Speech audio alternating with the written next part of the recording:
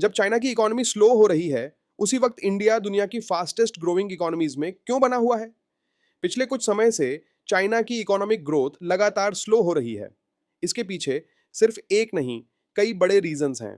सबसे पहला रीजन है रियल एस्टेट क्राइसिस। चाइना की ग्रोथ का बड़ा हिस्सा प्रॉपर्टी सेक्टर से आता था, लेकिन हैवी डेट की वजह से कई डेवलपर्स प्रोजेक्ट्स पूरे नहीं कर पा रहे हैं। इसका असर जॉब्स, बैंक्स और कंज्यूमर कॉन्फिडेंस पर पड़ा है। दूसरा बड़ा फैक्टर है लो कंज्यूमर स्पेंडिंग। कोविड के बाद लोग ज्यादा सेविंग मोड में हैं, जिससे मार्केट डिमांड कमजोर हो गई है। तीसरा रीजन है एक्सपोर्ट स्लो डाउन। यूएस और यूरोप जैसे बड़े मार्केट्स में डिमांड कम हुई है, और ट्रेड रिस्ट्रिक्शंस व सप्लाई चेन शिफ्ट्स ने चाइना के एक्सपोर्ट्स पर प्रेशर बढ़ाया है। एक लॉन्ग टर्म चैलेंज है एजिंग पॉपुलेशन।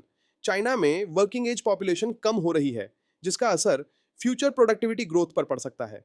अब अगर इंडिया की बात करें तो पिक्चर बिल्कुल अलग नजर आती है। स्ट्रॉन्ग डोमेस्टिक कंजम्पशन, तेजी से बढ़ते इंफ्रास्ट्रक्चर प्रोजेक्ट्स और ग्लोबल कंपनीज की China plus one strategy India को एक मेजर मैन्युफैक्चरिंग ऑप्शन बना रही है।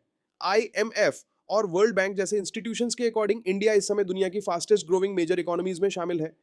शॉर्ट में कहा जाए तो चाइना स्लो डाउन के फेज में है और इंडिया ग्लोबल ग्रोथ इंजन के रूप में आगे बढ़ रहा है। अब आपकी राय क्या है? क्या इंडिया आने वाले समय में चाइना की ग्रोथ को कवर कर पाएगा? कमेंट सेक्शन में जरूर बताइए।